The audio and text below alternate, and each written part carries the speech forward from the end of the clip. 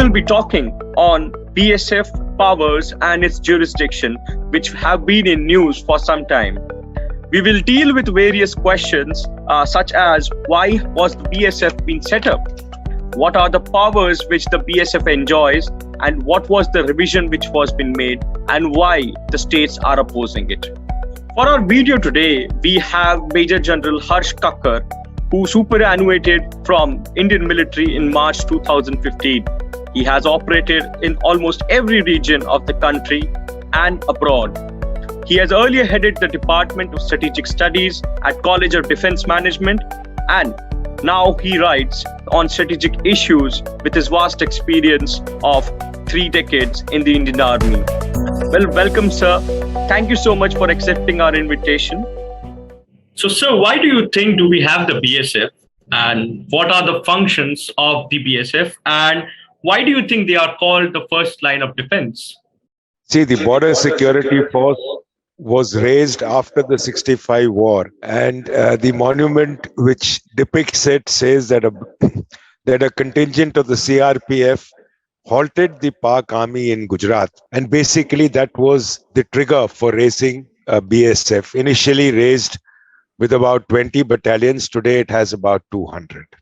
It's basically got a role of border protection, that is where the borders are accepted, which is borders with Pakistan, the IB portion or the international border portion with Pakistan, with Bangladesh. These are the areas where it is responsible.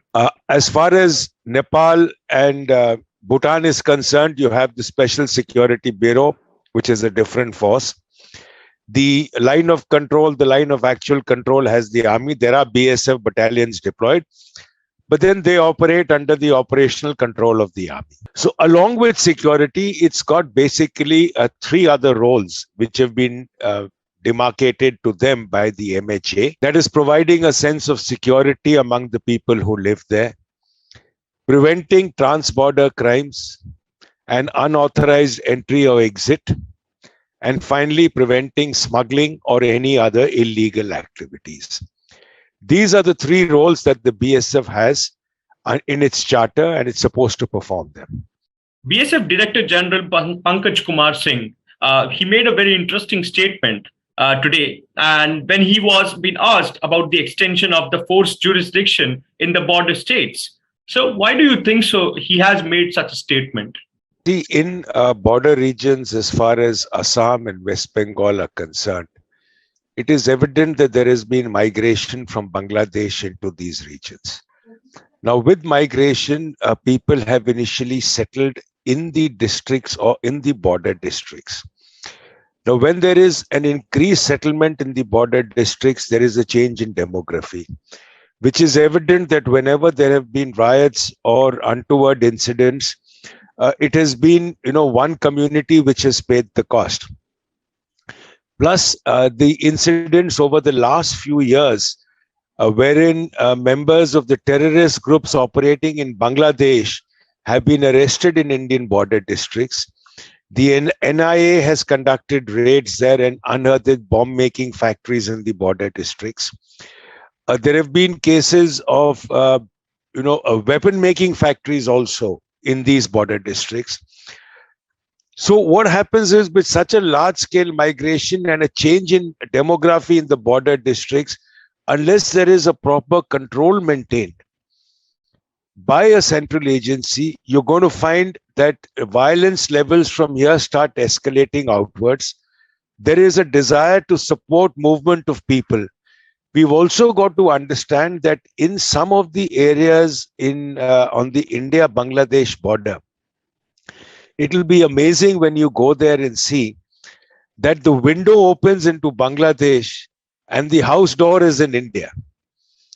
The line is so roughly demarcated that part of the house is in one country, part in the other. I mean, it is actually, when you're going through the village, which part is India, which part of Bangladesh is very difficult.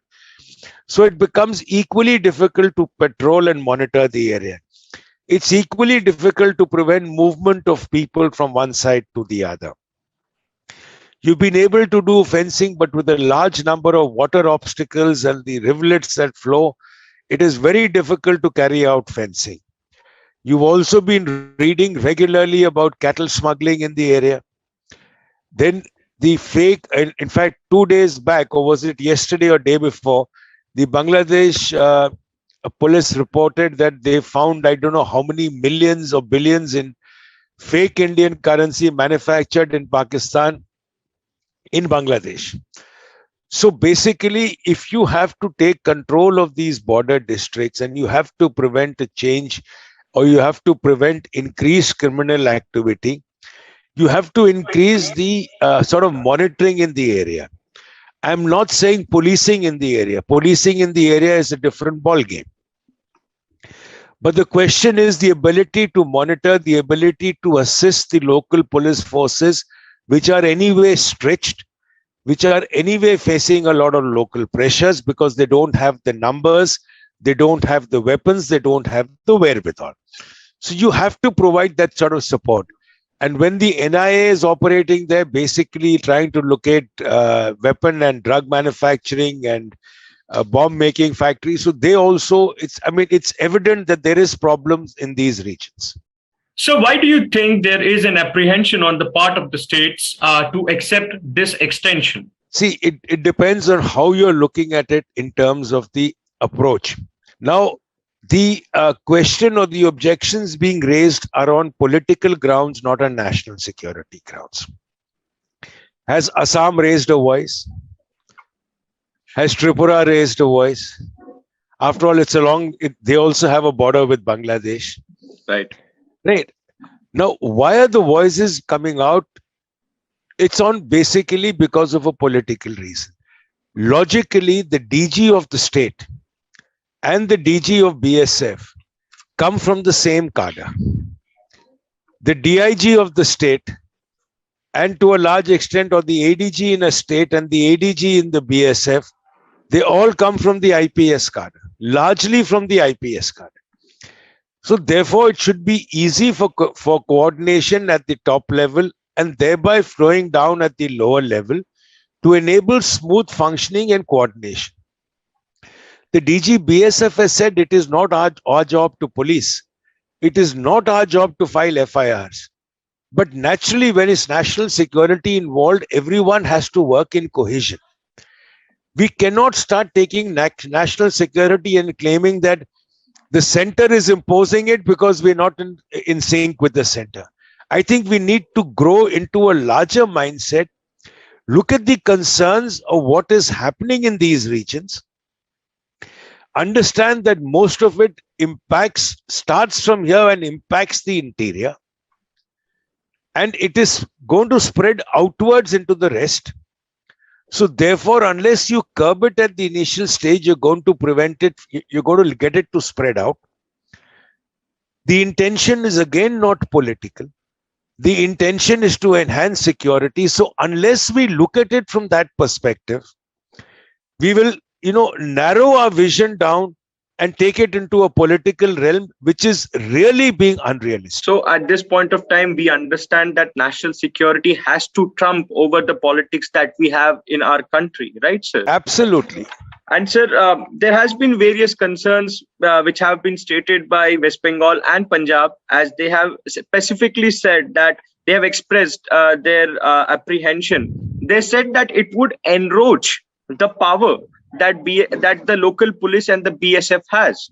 Sir, according to what my understanding of this particular jurisdiction issue is, the BSF has to work in tandem with the local police. That is exactly what I told you, that, after all, the heads of both are from the same cadre. Right? Now, if you're from the same cadre, you're available to contact one another at different levels. So why are you taking it? In fact, let's look at it this way of Punjab, which will make it clear. Amarinder Singh has been stating that this is essential for national security. And it's not long. In fact, he'd never objected to such an action even earlier. Now, you mean to say that just because he's no longer the CM, he's politically in a different frame and the present CM is a different frame? Let's not, we're actually getting into issues at the national level or at the state level, linking everything to politics. Why can't we look beyond just the day-to-day politics and look at national issues and security aspects which are going to affect us in the long run? Sir, do you really think that this is all about federalism, and is federalism at risk? And by implementing this particular extension, we would be endangering the values that have been given in the constitution of our country? Is there a word in Gujarat? Is there a word in Rajasthan? It's already existing to 50 kilometers. Yes. Is there a word in J&K? Is there a word in the other states? If it's one state saying, you mean to say that it's only in that state that federalism is failing? Whereas in all other states, there's federalism. Right, sir. I mean, Right. I think, that's what I'm trying to say. Now the question is, are the other states immature and only one or two states are mature? Or would you like to reverse the entire story? I mean, the question that comes is there any additional power given to the BSF which is not there with the police? Is there a BSF court? The civil courts are going to be handled by the police. I mean, why are we taking the issue to a level that that's right. That's what I've been saying again, and I'm saying it for the third or the fourth time. We are politicizing an issue basically because the political party in the state and the political party at the center have two different ideologies. So we are consuming them. So we are considering that everything that is done is being done against us. So I don't know, whatever you want to call this complex, you can. Okay, sir. Thank you so much, sir. And I think this is enough for this topic, sir.